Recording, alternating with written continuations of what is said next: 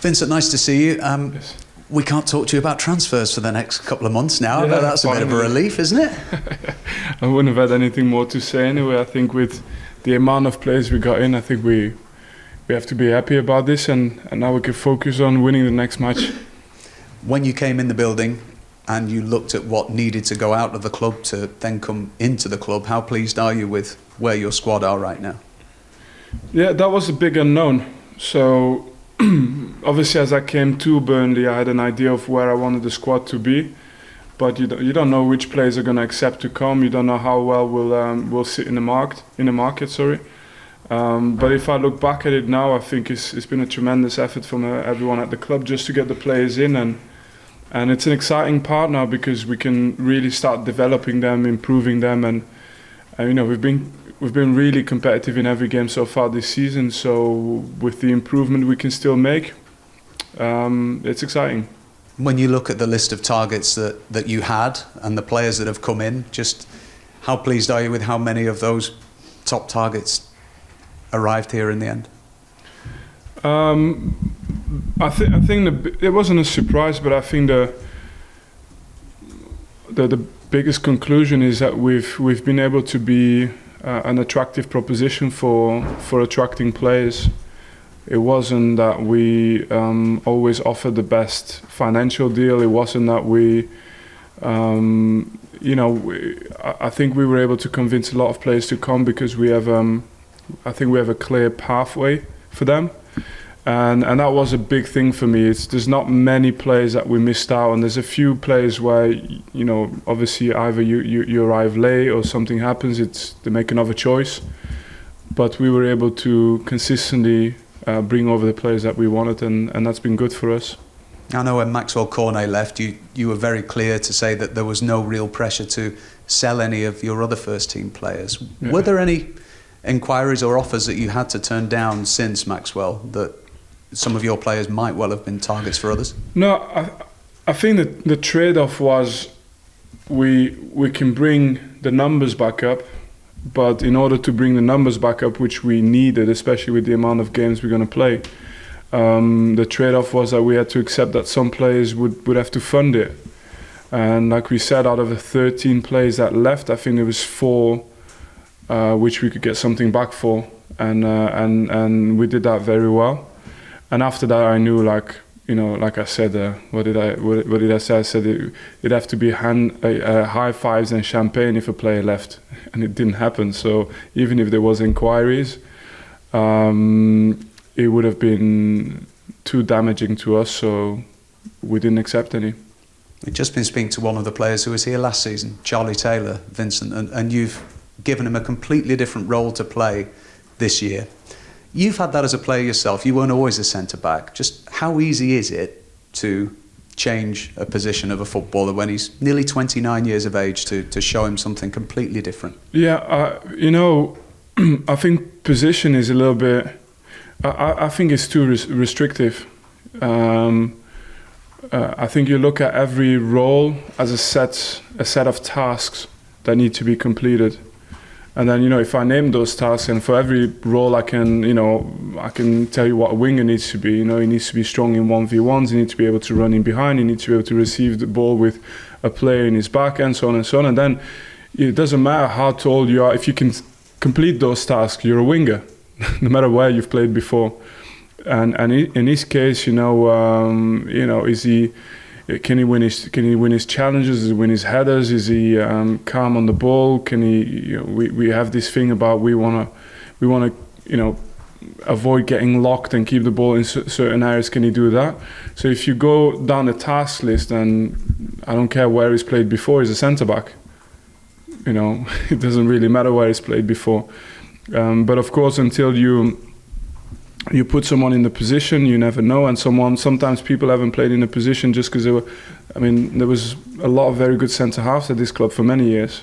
Nathan Collins, Ben Mee, Tarkovsky, and the guys we still have, there was a lot of good centre-backs, so you didn't need him in this position.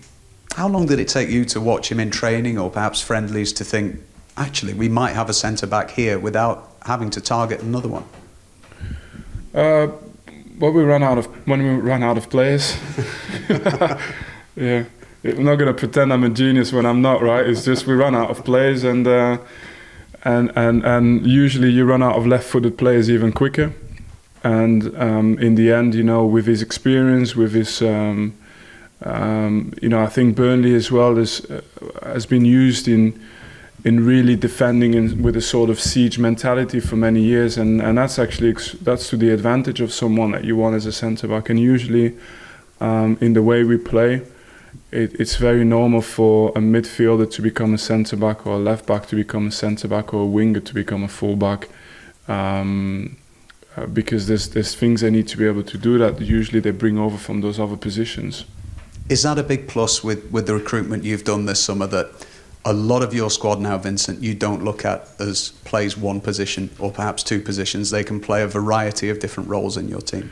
Yeah, I think it's really crucial, especially when you have to kind of spread your resources.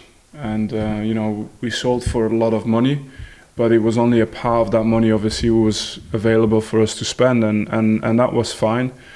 But we've got players that can give us can play in a number of roles. We've got a lot of them, and still players who have goal threat, who are cutting edge, and that's crucial. So within just one place we can play in different positions, but players with growth and players who can have goal threat, and we've got that. And some of these examples have already been on show this season, and they'll get better. They'll get better with time.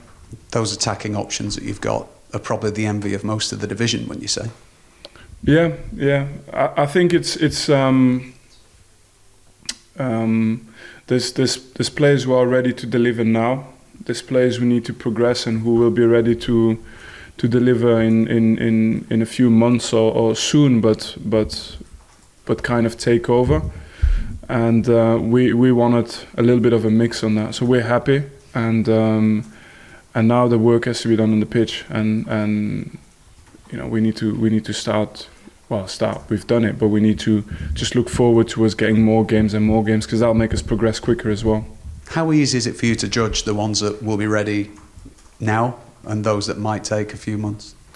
I'd say traditionally, obviously training is a good way to observe, but we don't have a lot of training sessions. But then in the end, you know, sometimes it happens because there's a gap, an opportunity that opens up, or sometimes it happens because someone else is not in the right form. But eventually, in this league, everybody gets an opportunity, and it'll either happen because we have to, or it'll happen because the player is making it clear in training, and with the minutes he gets that he's the person who needs to be starting for us. I know every manager tells me, normally Vincent, that we take every game one at a time, one game as it comes. But it's a sound advice. Yeah, but promise you. I'm looking at your next three, to be honest, thinking you've got second in the league. You got the luxury to do that. I've got ages. You've got second in the league at home, then you go away in a local derby, then you've got fourth in the league at home. You've got three great games to look forward to, haven't you? Yeah, and I think we've seen a lot of. We've had a good view of the league by the type of we've faced very different type of opposition. West Brom was different than Millwall and Wigan. Huddersfield was different from them too. You know, Watford was a completely different challenge, and every time the games were either good for us or close. And against Norwich, I've no doubt. I mean, it's a team who has a model who's. They kind of build a really good model around going back up if they can, and then if they come down, not being exposed to having too many players leaving. So in that sense, they're a team with a lot of cohesion, and as good a challenge as it gets. Lots of goal threat up front, and I mean, as much as I can say that we've got goal threat, I think they're up there. They're incredibly well equipped for this league. In terms of preparation, they've won 5 in a row. Does the preparation from your side of things change at all? No. They've got momentum. I think we feel that we're in a phase where at home as well, you know, we don't want to concede anything to anyone. We want to go and try and win this game.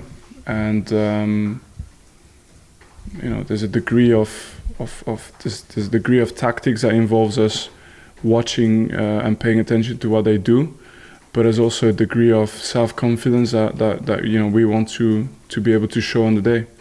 You must be getting used to Friday nights. What are they like? Do you prefer them to Saturday afternoons? I'm getting used to the unexpected since like I said, my coaching trajectory has been interesting. I was player coach, then I was COVID coach, and then little did I know when Burnley came up, and then with the transition and 16 players coming in, 13 players out of the door, and so on and so on. So it's never been a dull moment. And then as well, with this being a World Cup season, it was it's just a funny. It was Steve Bruce, when I spoke to him after the game, who mentioned like, "Oh, this is the toughest schedule I've had since I'm a coach." And I thought, yeah, my luck, as goes my luck, that's when I chose to come to the Championship, when it's the hardest schedule in one of the toughest league in the world, with a World Cup crammed in, and so Friday night, Tuesday night, whatever it is, I'm quite flexible, and my staff is used to that as well. Under the lights, I know under the lights against Millwall, you were really pleased with the atmosphere that the supporters were making. It should be the same again, shouldn't it? Yeah, look, I think the players gave it to them as well, so when it works best is when both are having a go. So I think we can set the tone with the tempo to our game, whether we have the ball or don't have the ball. It just has to be aggressive. It has to be on the front foot. And then the fans as well. If they can give us a lift in those moments, I'm sure this place becomes a different place, and Turf Moor becomes even harder to come to. And we want to keep building on that. I know you don't talk about injuries too much. How's your goalkeeper? He's fine. Yeah, I think he's fine. It was the problem is when you get one little niggle, and these games are in succession. It just, everything goes so quickly. So instead of being one game, it's 3 games, and he got through it, and this week's been good for him. And can you consider Twine and Long yet for selection? Probably need to ease them in a little bit. So it'll be a case of finding the right game time to make sure we don't force them into something right now. Thank you, Gullen. Thank you. Hi, Vincent. Hi. 14 league goals so far this season. Only Sheffield United and Bristol City have scored more. The team is sharing the goals around. You'll be pleased Burnley are creating chances. Yeah, it's a big thing I said in the beginning of the season. We have to share the goals. I'm not a big... Look, and I said it before as well, I don't mind if I get a striker in my team who scores 30 or 40, but I usually prefer to rely on the sharing of goals. And that's been the case. And then...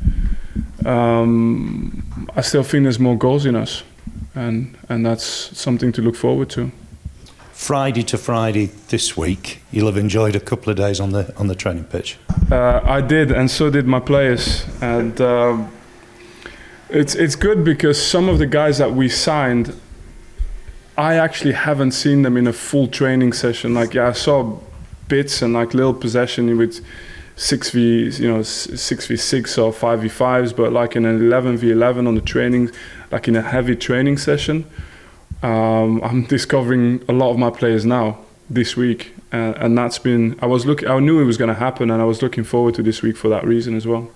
The 2 new deadline day signings, Dervisoglu and Bayer, do they come into contention this Friday?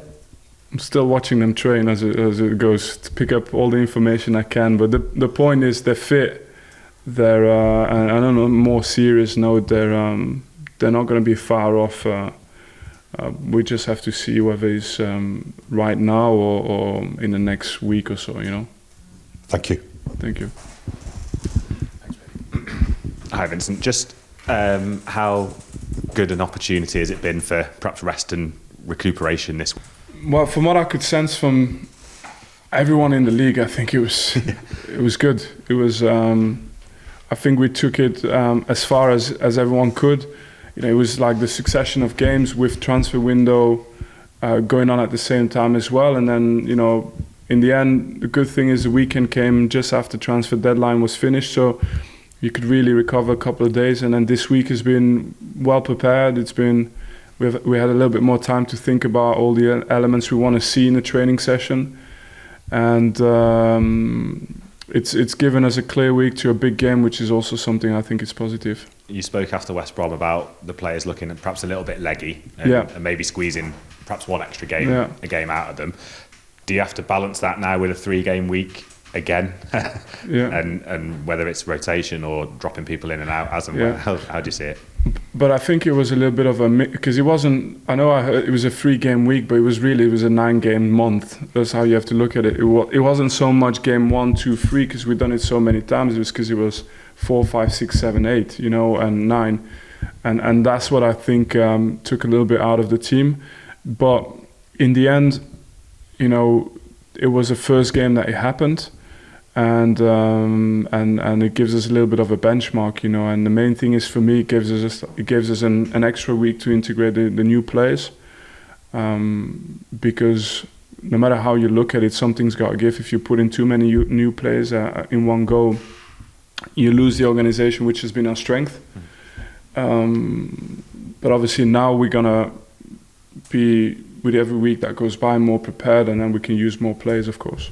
We were speaking to Charlie Taylor earlier, and obviously he's played a centre-back this season. He's played every game. I think he's played every minute of every game, as has Taylor alongside him. Connor's started every game as well.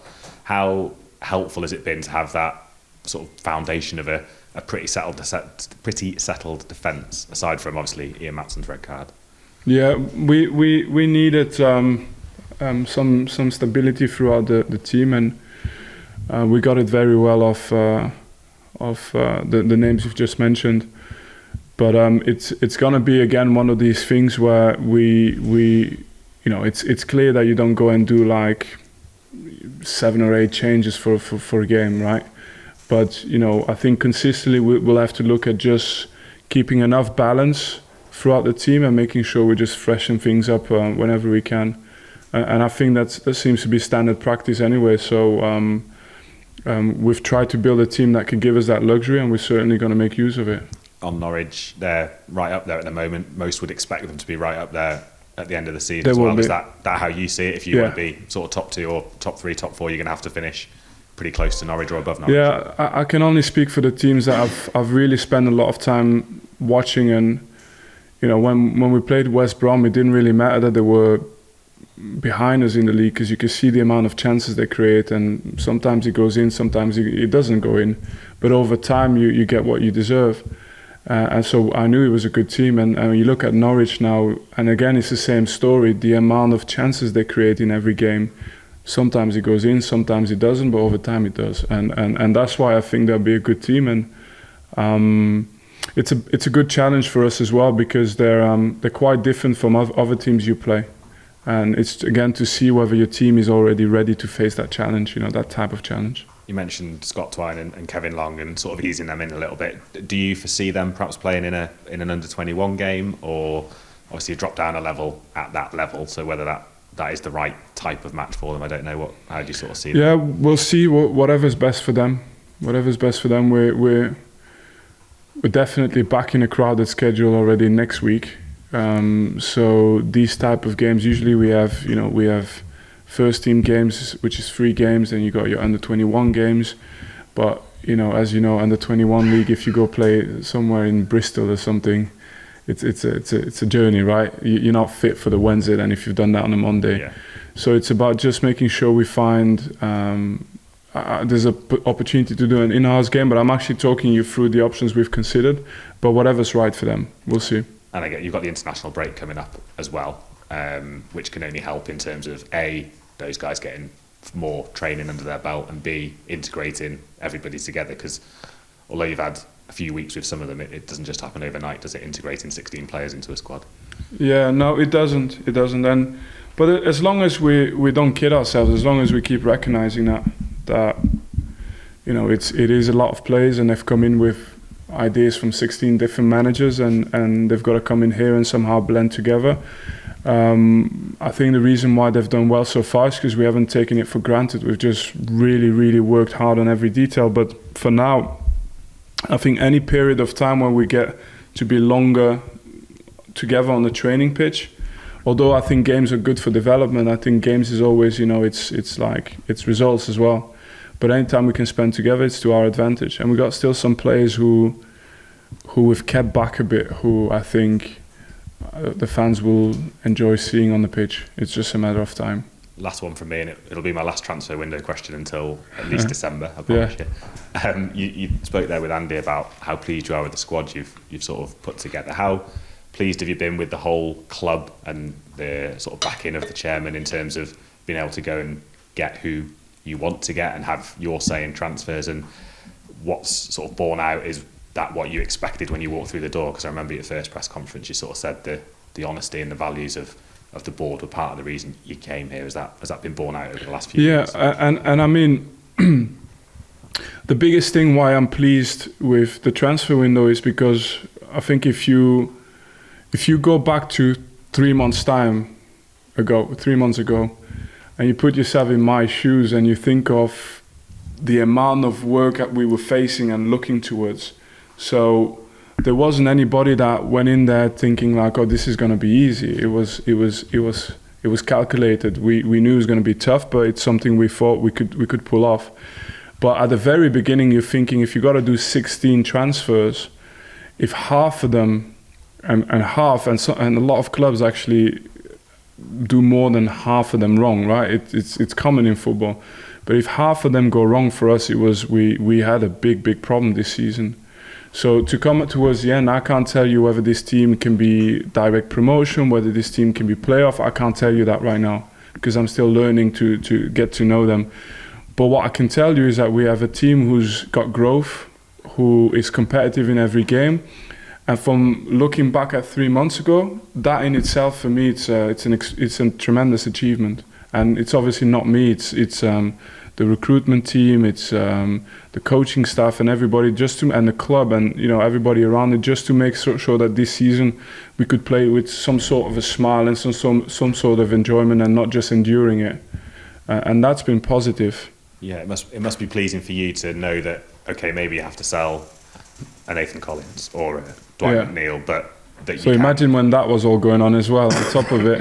But you can then understand that will be the line in the sand, and as we said before, you don't then need to sell anybody else unless it's for champagne and high fives, and that position didn't change. It wasn't No. Everything we need to sell. But remember, like we're it's a little bit the problem of football, right? I think there's always like a divide between football and business type of thing, but ultimately we're all on the same side.